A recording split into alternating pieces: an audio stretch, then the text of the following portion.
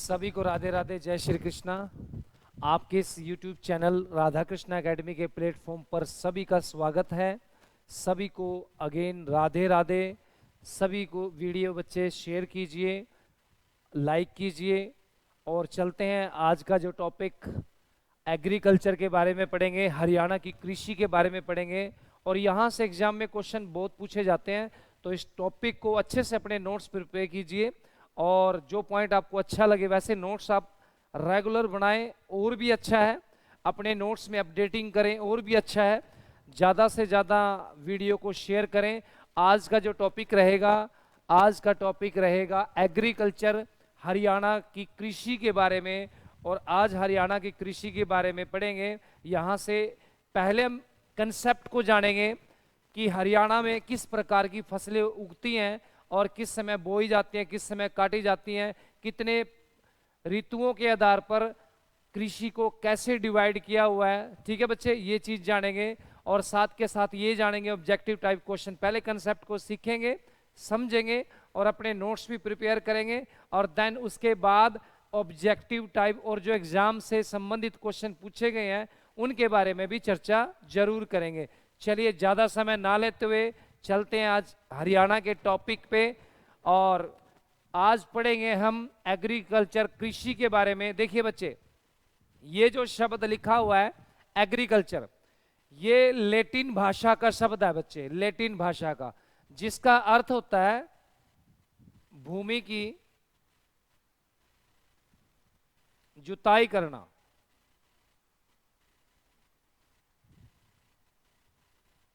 देखिए बच्चा, हरियाणा की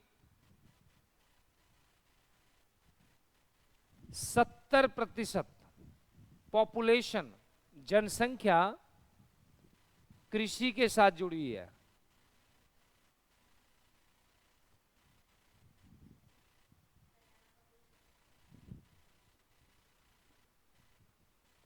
हरियाणा की 70% जनसंख्या कृषि के साथ जुड़ी हुई है। और जैसे मैंने आपको बताया, जब हरियाणा एस्टेब्लिश किया गया, हरियाणा बनाया गया 1 नवंबर 1966 को, और ईस्ट पंजाब से अलग हुआ। और यहाँ पर जो एरिया दिया गया हमारे को, वो 44,212 वर्ग।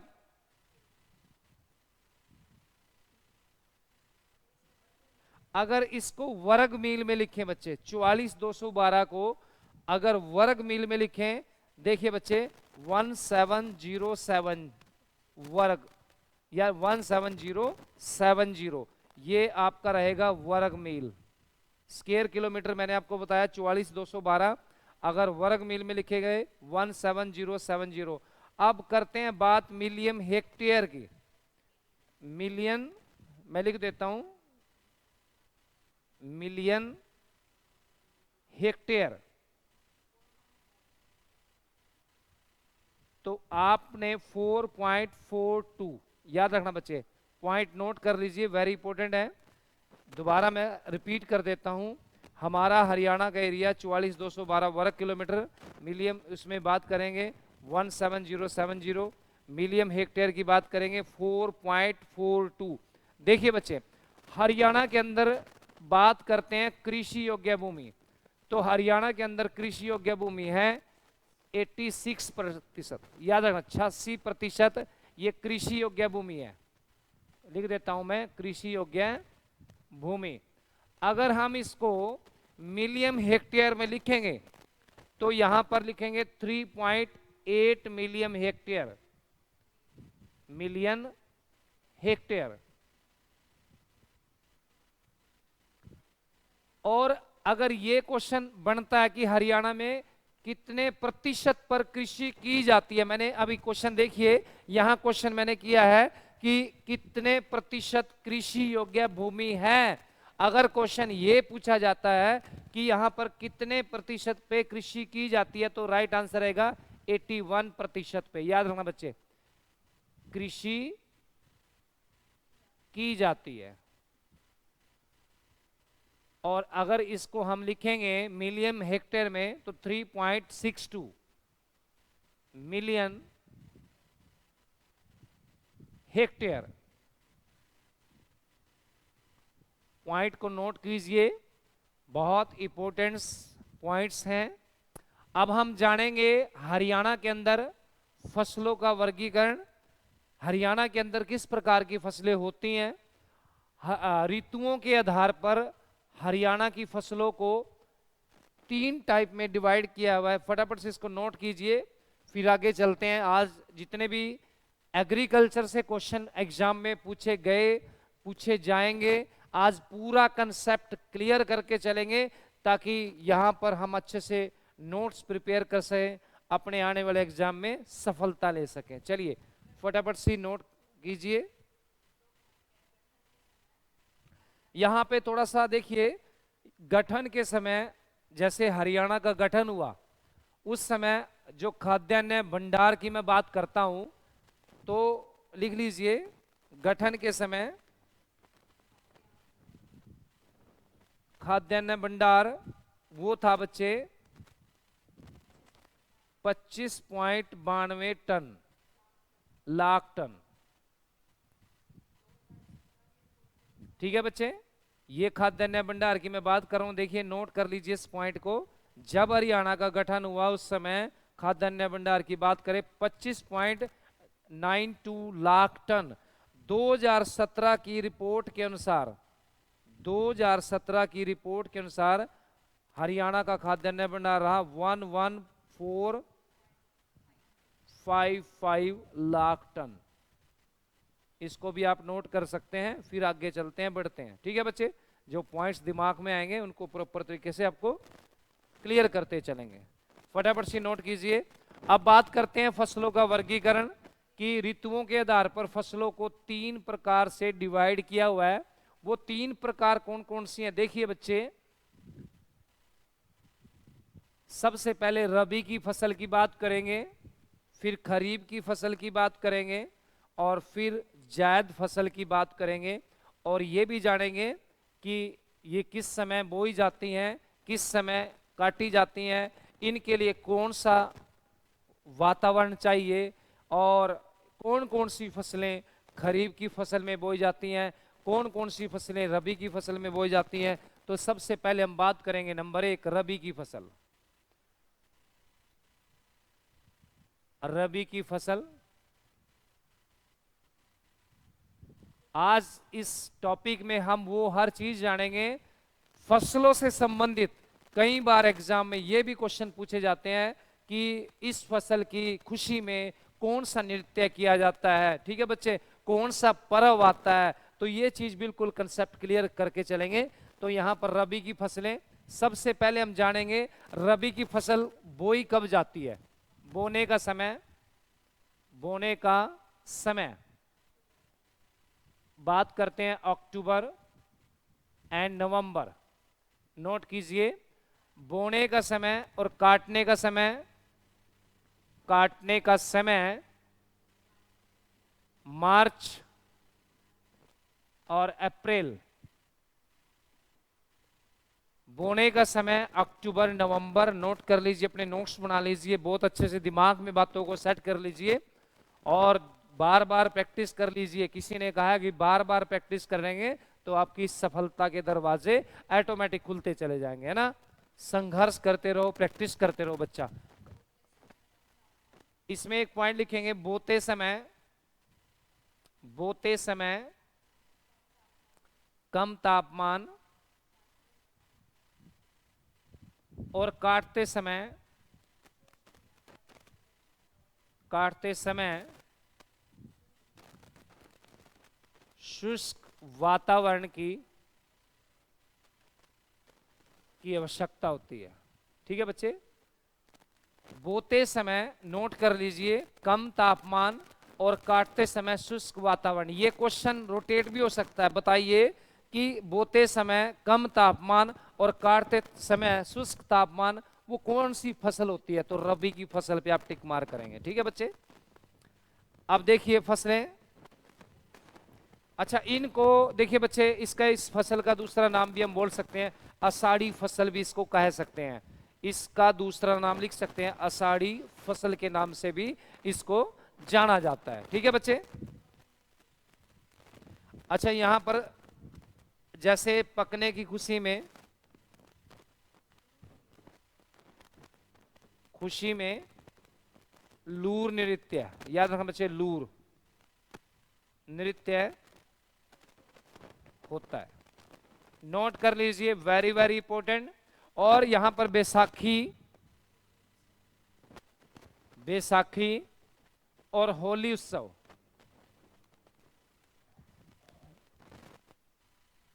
मनाया जाता है। देखिए बहुत अच्छा पॉइंट है, इसको नोट कर लीजिए, वेरी इंपॉर्टेंट।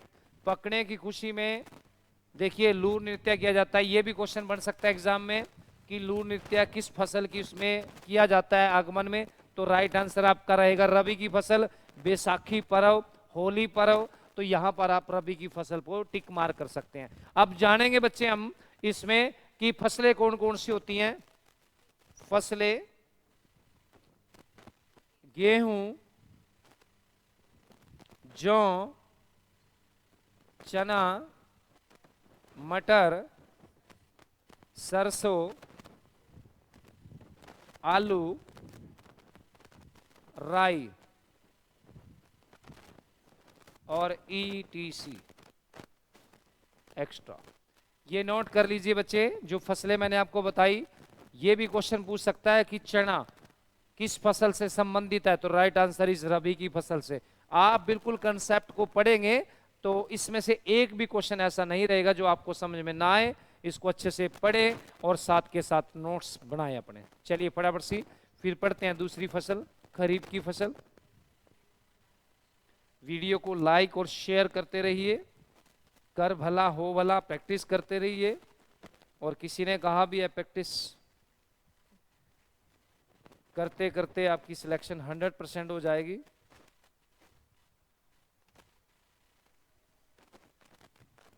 चलिए नेक्स्ट बात करते हैं खरीफ की फसल।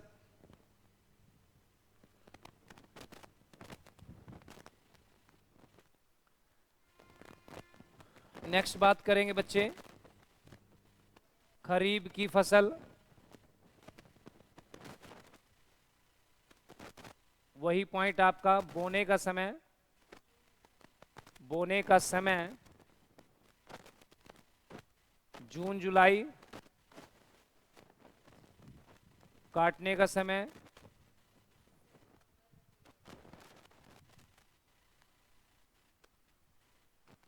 सितंबर एंड अक्टूबर। नोट कर लीजिए बच्चे, दोबारा मैं आपको बता देता हूं। बोने का समय जून एंड जुलाई और काटने का समय सितंबर एंड अक्टूबर। ठीक है बच्चे।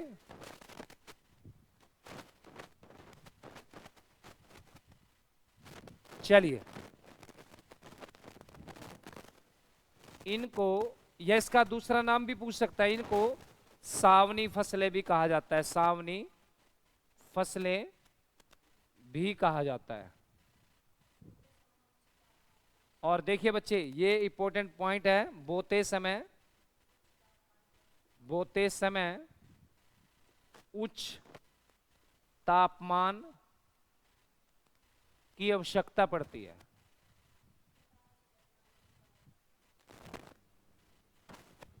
और ये जानेंगे कि खरीफ की फसलें कौन कौन सी होती हैं। फसलें लिखे कौन कौन सी होती हैं।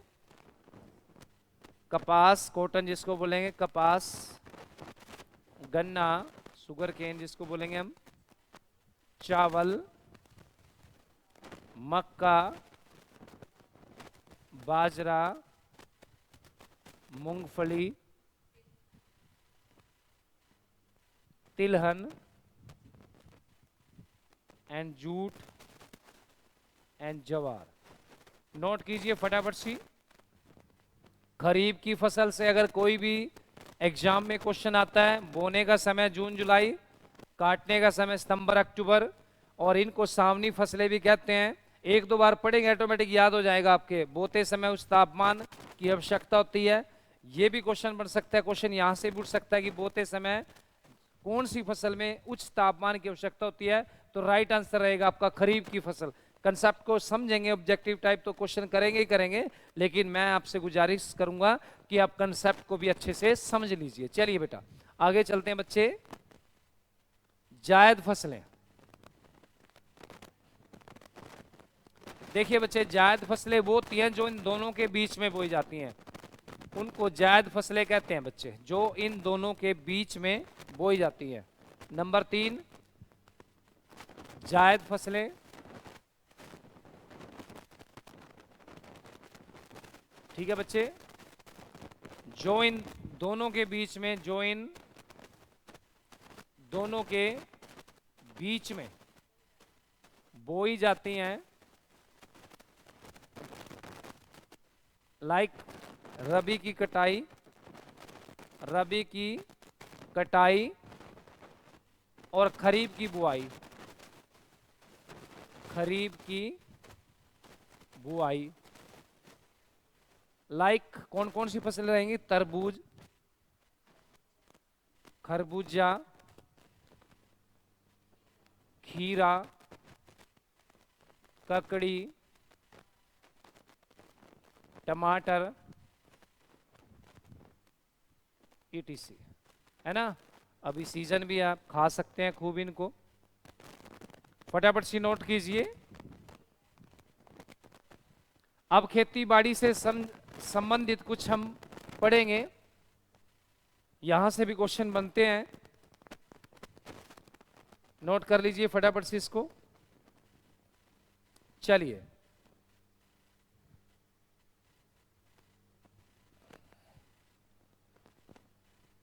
कुछ जैसे एपीकल्चर हो गया, एग्रीकल्चर हो गया, इससे संबंधित, फसलों से संबंधित बहुत क्वेश्चन हैं जो आज क्लियर करेंगे बच्चे। चलिए शुरू करते हैं। Number 1, agriculture. आप जानते हैं एग्रीकल्चर का मतलब खेती बाड़ी करना, ठीक है बच्चे। एग्रीकल्चर का मतलब है खेती बाड़ी करना, ठीक है बच्चे। नंबर 1, मेरी कल्चर, मेरी कल्चर, इसका मतलब है समुद्री जीवों का पालन, नोट कर लीजिए। नंबर 2, एपीकल्चर, इसको हम कहेंगे मधुमक्खी का पालन, एपीकल्चर को, ठीक है बच्चे। Number 3, VT culture, VT culture, अंगूर की खेती, अंगूर की खेती। वर्मी कल्चर, वर्मी कल्चर, केचुए, केचुए की खाद। सेवी कल्चर, सेवी कल्चर, रेशम,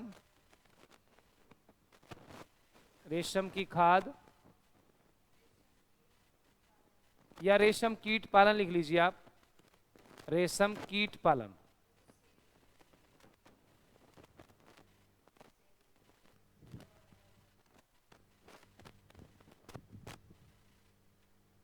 ये सेरीकल्चर लिखेंगे इसको, सेरीकल्चर, ठीक है बच्चे।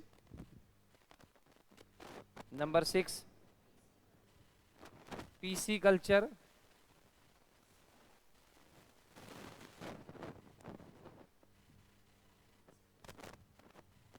ये मत्स्य मछली, मछली से संबंधित है बच्चे, मछली पालन से संबंधित है। नंबर 7, होमोकल्चर,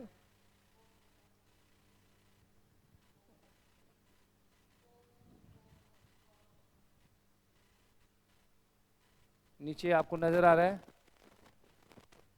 इसको फटाफट से लिखिए।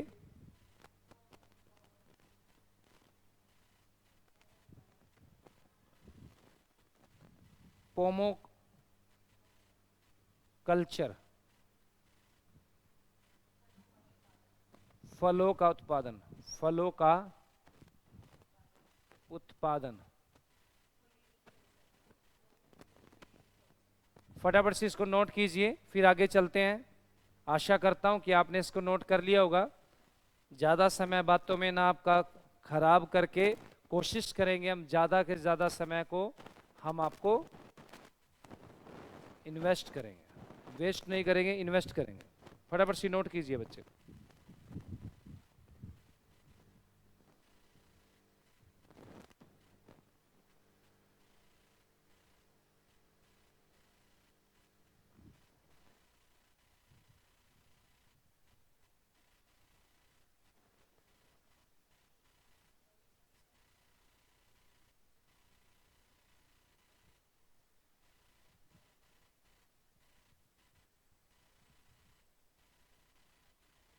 नेक्स्ट भाई,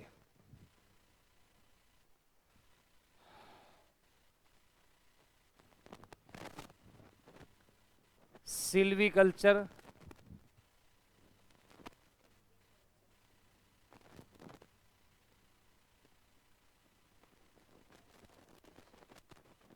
वनों का संरक्षण, फ्लोरिकल्चर, फूलों की खेती,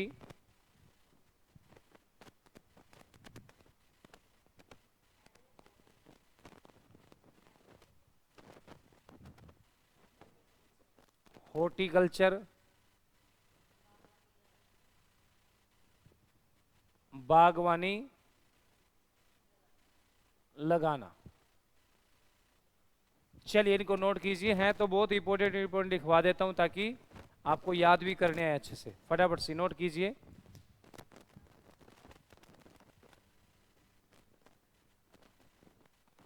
फटाफट से नोट कीजिए। आप कुछ फसलों से संबंधित क्रांति के बारे में लिखेंगे, फसलों से संबंधित क्रांति के बारे में लिखेंगे, क्रांतियों के बारे में लिखेंगे। फसलों को बढ़ाने के लिए कुछ क्रांतियां लाई गई। ठीक है बच्चे,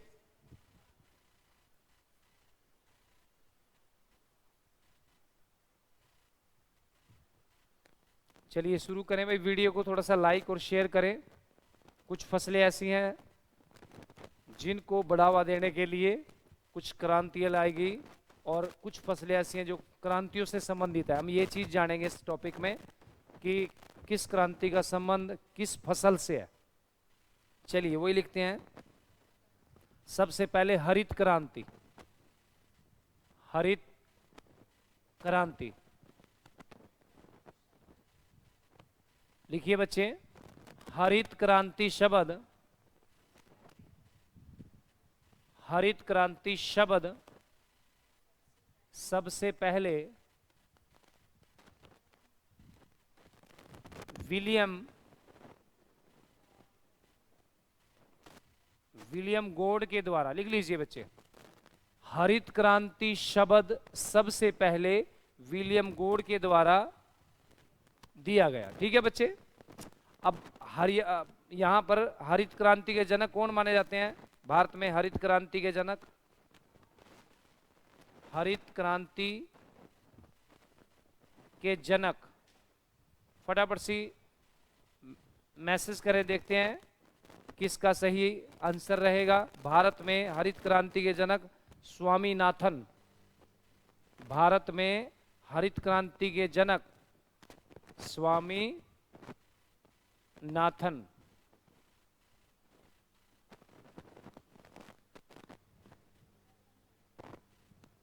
लिखिए प्रथम हरित क्रांति 1967 में 68, याद रखना बच्चे। इसमें जो देखिए प्रथम हरित क्रांति की बात करें 1967-68, और इसमें जो फसलें शामिल की गई, सबसे पहले फसलें शामिल की गई गेहूं और चावल। ये क्वेश्चन बहुत ही इंपॉर्टेंट है बच्चे, इनको अच्छे से नोट कर लीजिए कि प्रथम हरित क्रांति कब हुई, तो 1967-68, और सबसे पहले इसमें जो फसलें शामिल की गई, दोबारा देख लीजिए। यहां पर हरित क्रांति शब्द सबसे पहले विलियम ने किया गया। हरित क्रांति के जनक भारत में, इसको पूरा लिख लीजिए, भारत में। ठीक है बच्चे, चलिए नेक्स्ट। 1970 में धान पर रिसर्च कार्य किया गया। अब कुछ जानेंगे भाई, जैसे लाल क्रांति किससे संबंधित है, भूरी क्रांति किससे संबंधित है, तो ये सारी जानेंगे। ठीक है बच्चे, चलिए सबसे पहले हम लिखेंगे लाल क्रांति। लाल क्रांति का संबंध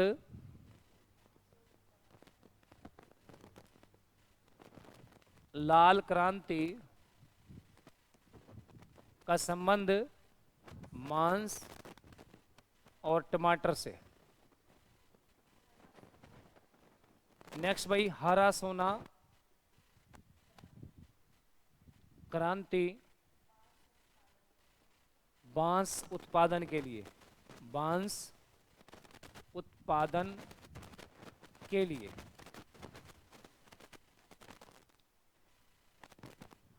अब बात करते हैं बच्चे नीली क्रांति। नीली क्रांति मत्स्य पालन।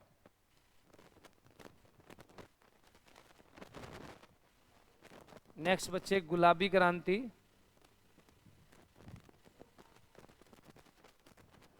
गुलाबी क्रांति फटाफट सी, गुलाबी क्रांति झींगा उत्पादन से। नेक्स्ट बच्चे सफेद सोना क्रांति कॉटन से, कपास से। गोल क्रांति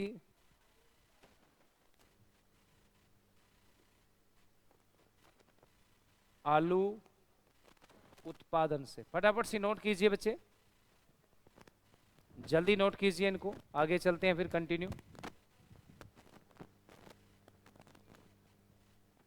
फटाफट से नोट कीजिए।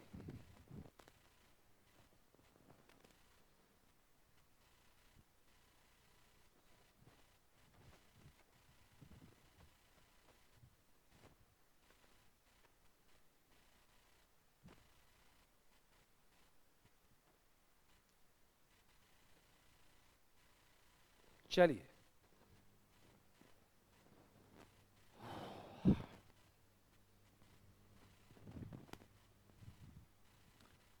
अब बात करते हैं भूरी क्रांति की। भूरी क्रांति की चमड़ा उत्पादन से। नेक्स्ट बात करते हैं पीली क्रांति, तेल प्रदान करने वाली, तेल प्रदान करने वाली फसलें। लाइक आप जानते हैं सरसों होगी है ना, जो तेल प्रदान करती है। नेक्स्ट बात करते हैं कृष्ण क्रांति। कृष्ण क्रांति ये आएगा बच्चे कच्चा तेल उत्पादन। रजत क्रांति, रजत क्रांति मुर्गी पालन। जो मुर्गी पालन होगा, अंडे से जो मुर्गी निकलती है उससे रजत क्रांति का संबंधित है। और इसके जनक लिखवा देता हूं मैं, इंदिरा गांधी। नेक्स्ट बच्चे बादामी क्रांति,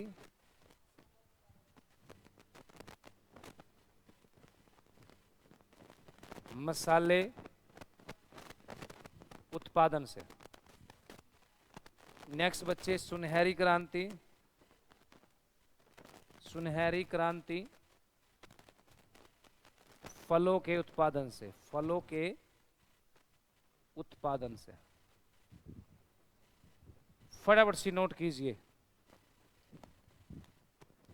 जल्दी इसको नोट कीजिए।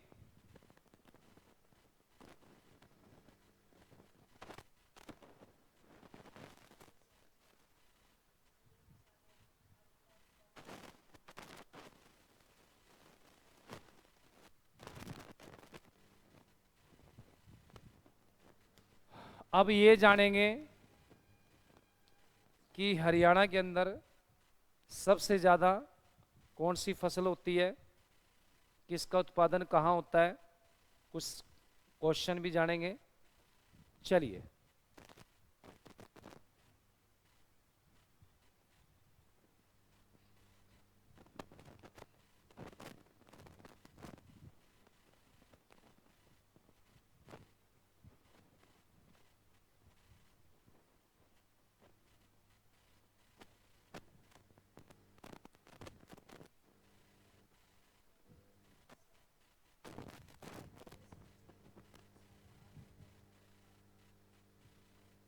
लिखिए नंबर 1,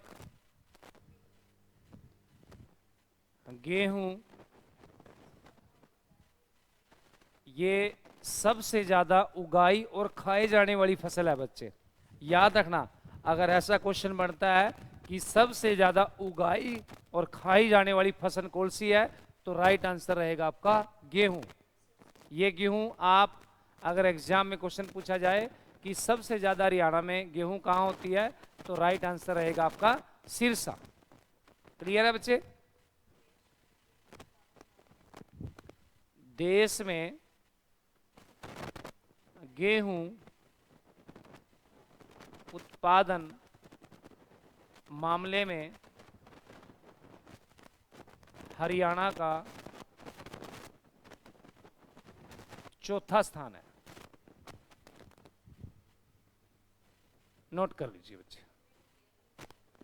अगर ये क्वेश्चन आ जाए, कृत्रिम गेहूं जीन बैंक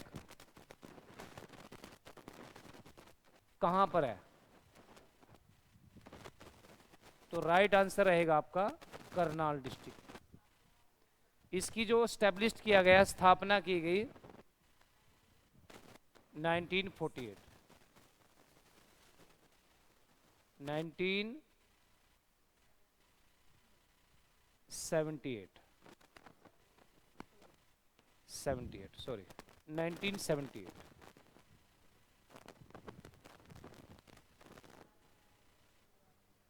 क्वेश्चन इससे संबंधित एक दो और बता देता हूं। भारत में गेहूं सुधार कार्यक्रम शुरुआत 1965 में हुआ। लिख लीजिए बच्चे, भारत में गेहूं सुधार कार्यक्रम की शुरुआत 1965 में हुआ। भारत में गेहूं की टोकरी, गेहूं की टोकरी, याद रखना बच्चे। अगर ये क्वेश्चन आ जाए कि भारत में गेहूं की टोकरी किसे कहा जाता है, तो राइट आंसर रहेगा हरियाणा। याद रखना बच्चे, गेहूं की टोकरी। धान का कटोरा करनाल है, याद रखना बच्चे, धान का कटोरा करनाल है और गेहूं की टोकरी आपका रहेगा हरियाणा। फटाफट से नोट कीजिए। नेक्स्ट चावल, चलते हैं चावल।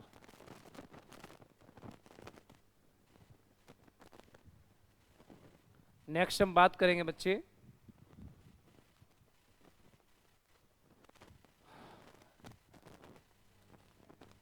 चावल। ये सबसे ज्यादा होते हैं करनाल में। इसको धान का कटोरा भी कहते हैं, धान का कटोरा।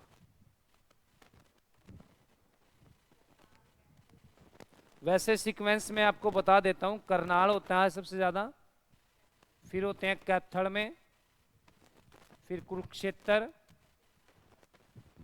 फिर आएगा पानीपत और फिर जींद। सीक्वेंस भी मैं आपको लिखवा देता हूं कि चावल सबसे ज्यादा पहले नंबर करनाल, सेकंड कैथल, कुरुक्षेत्र, पानीपत और जींद। बासमती चावल, अगर बासमती चावल से संबंधित क्वेश्चन आए तो राइट आंसर होगा तरावड़ी। और तरावड़ी कहां पड़ता है बच्चे? करनाल के अंदर, जहां इतिहास के 2 युद्ध लड़े गए। ठीक है बच्चे।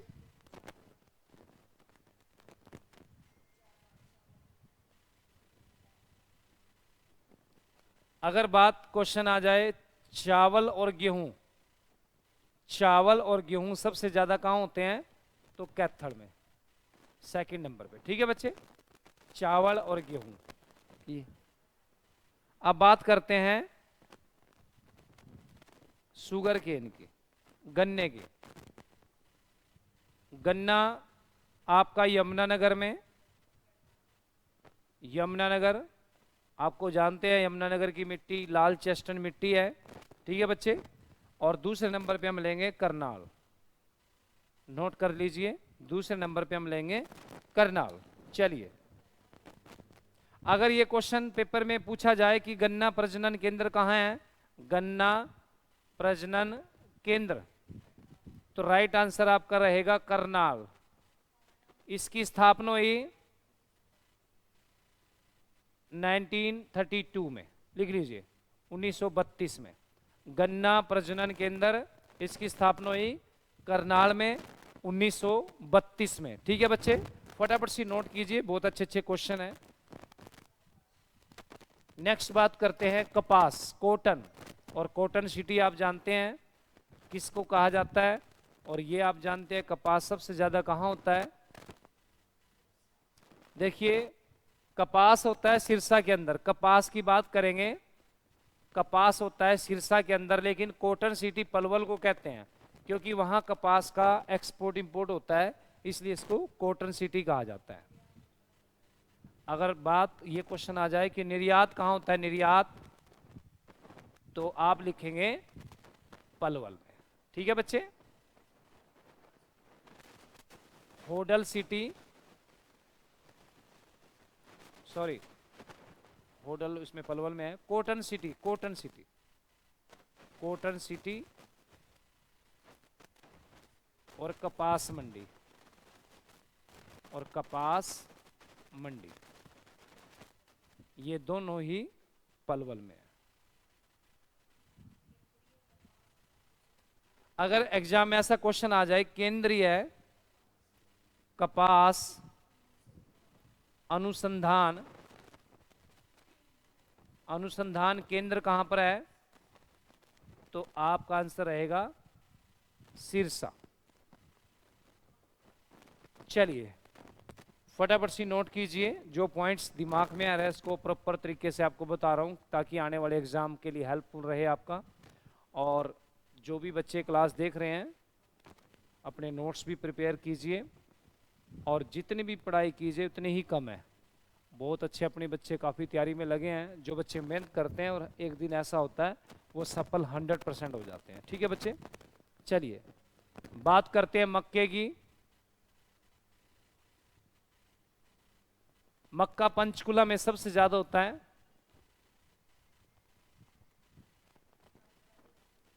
बाजरा भिवानी में, सरसों इसका वैसे बदल चुका है, भिवानी आ गया लेकिन महेंद्रगढ़ रहेगा, महेंद्रगढ़। ठीक है बच्चे, ध्यान रखना इस पे। ज्वार रोहतक में, आलू और शकरगंद कुरुक्षेत्र में, कुरुक्षेत्र में। अगर क्वेश्चन ये आ जाए कि आलू प्रौद्योगिकी केंद्र को, आलू केंद्र कहां पर है, नीलोखेड़ी, जहां आलू की जांच होती है, नीलोखेड़ी, याद रखना बच्चे, नीलोखेड़ी आलू केंद्र जांच। ठीक है बच्चे। एक क्वेश्चन में आप याद आ गया, प्रथम आलू मेले का आयोजन, मेले का आयोजन, तो याद रखना बच्चे नीलोखेड़ी, नीलोखेड़ी श्यामगढ़ गांव, श्यामगढ़ गांव। नोट कर लीजिए बच्चे। प्याज लेंगे, प्याज सबसे ज्यादा होते हैं अम्बाड़ा में। गोभी और मशरूम ये होंगे आपके सोनीपत में। मेथी की बात करेंगे तो गुरुग्राम, मिर्च की बात करेंगे और हल्दी की बात करेंगे तो यमुनानगर। यहां पर अगर हल्दी प्लांट पूछा जाए तो रादौर में आएगा, हल्दी प्लांट रादौर। इसकी स्थापना एस्टेब्लिश पूछ सकता है कई बार 2009 में। हल्दी प्लांट जो रादौर के अंदर है 2009 में इसकी स्थापना की गई बच्चे। चलिए फटाफट सी और पढ़ते हैं। आशा करता हूं कि आपको अच्छे से क्लास समझ में आ रही होगी। अगर क्लास आपको अच्छी लगी तो कमेंट जरूर करें क्लास के लिए एक बार। आपको लगता है कि अच्छा डाटा है एग्जाम से संबंधित तो कमेंट आपके जरूर आने चाहिए। बात करें लहसुन की, करनाल। आम की बात करें यमुनानगर, अंबाला भी कर सकते हैं आप अगर यमुनानगर ऑप्शन में नहीं है। अब ये क्वेश्चन देखिए, एक क्वेश्चन मैं यहां लिख देता हूं, आम गुणवत्ता, आम गुणवत्ता केंद्र तो लाडवा लिखेंगे आप, लाडवा कुरुक्षेत्र। देखिए क्वेश्चन कैसे कैसे तैयार होते हैं ना। अमरूद करनाल में। अगर क्वेश्चन ये आए राजकीय अमरूद प्रजनन केंद्र तो आपका आंसर रहेगा फतेहाबाद। फटाफट सी नोट कीजिए। धनिया बात करेंगे बच्चे कुरुक्षेत्र में। ठीक है बच्चे, यहां लिख देता हूं केला और सेब, केला और सेब ये रहेंगे आपके फतेहाबाद में। चलिए फटाफट सी नोट कीजिए बच्चे इसको। और जितने भी सिट्रस रहेंगे, फल खट्टे फल रहेंगे तो सोनीपत राइट आंसर रहेगा बच्चे। आंवला सिरसा में और हिसार में, आंवला सिरसा और हिसार। ठीक है बच्चे। एक सीताफल याद रखना बच्चे, सीताफल, सीताफल तो राइट आंसर रहेगा सोनीपत में। चीकू आज जितने भी हो जाएंगे। आड़ू सिरसा में।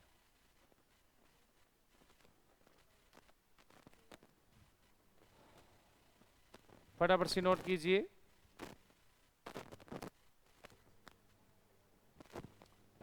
अब बात करते हैं फूलों की।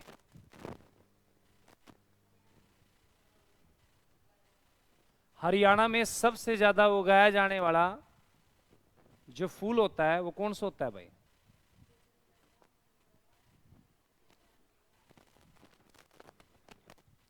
देखिए बच्चे, रजनीगंधा फरीदाबाद, फरीदाबाद में उगाया जाता है। और गेंदा गुरुग्राम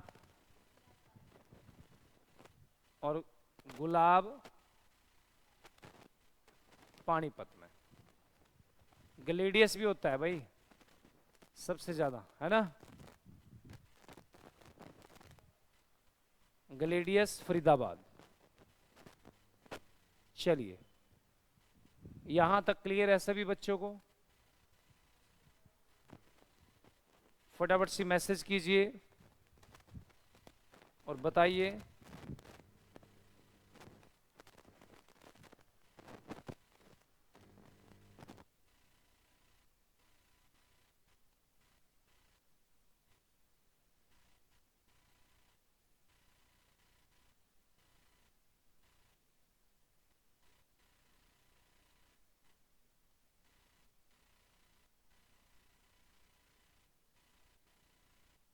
क्वेश्चन पढ़ेंगे इसके यहाँ से। अब मैंने कहा ये कंसेप्ट क्लियर हो चुका है, अब कुछ ऑब्जेक्टिव टाइप क्वेश्चन पढ़ेंगे, फटाफट से पढ़ेंगे ताकि आपका और भी सब्जेक्ट आपने शायद पढ़ने होंगे। चलिए, सबसे पहले शहद मंडी, शहद मंडी शाहबाद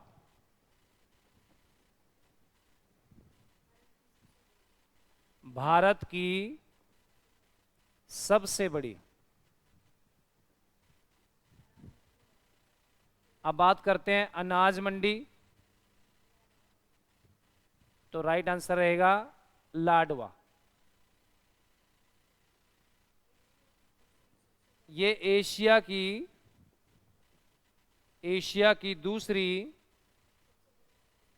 सबसे बड़ी मंडी है, सबसे बड़ी मंडी।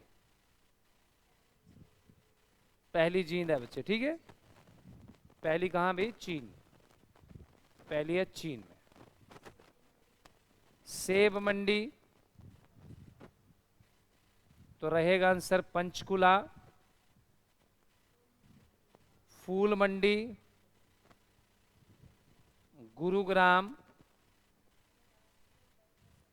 अंतर्राष्ट्रीय फल एंड सब्जी मंडी गन्नौर, ठीक है बच्चे, अंतर्राष्ट्रीय फल एंड सब्जी मंडी गन्नौर।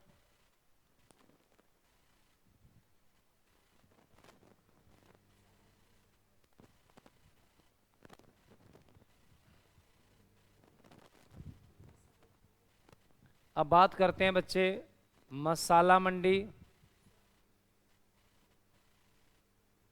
तो सोनीपत, शेरशाह गांव।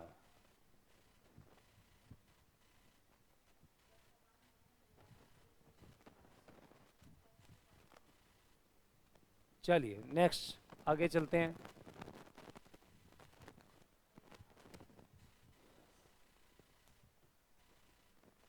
फटाफट से नोट कीजिए।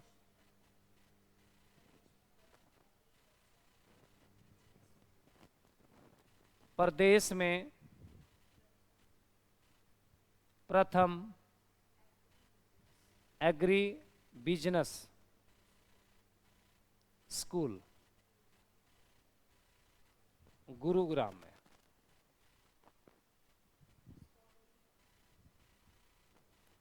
स्ट्रॉबेरी, क्वेश्चन लिख रहा हूं मैं, आप इनको फटाफट से लिखें, इंपॉर्टेंट क्वेश्चन है। स्ट्रॉबेरी अब कहां है भाई? भिवानी में।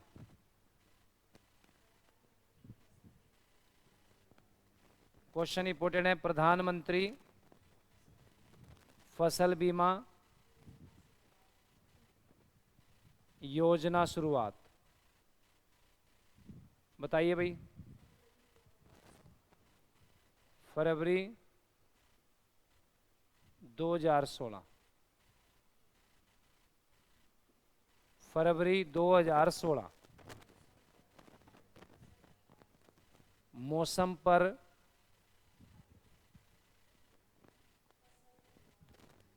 आधारित फसल बीमा योजना, बीमा योजना 2009 और 10।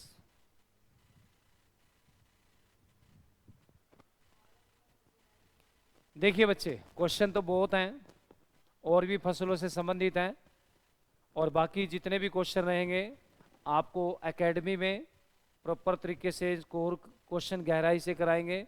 आज के लिए सेशन यहीं तक रहेगा, और ज़्यादा से ज़्यादा वीडियो को शेयर कर दीजिए ताकि आपके अलावा और बच्चे भी इस वीडियो को देखें।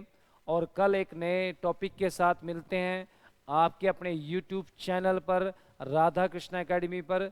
तब तक के लिए सभी को राधे राधे, जय श्री कृष्णा।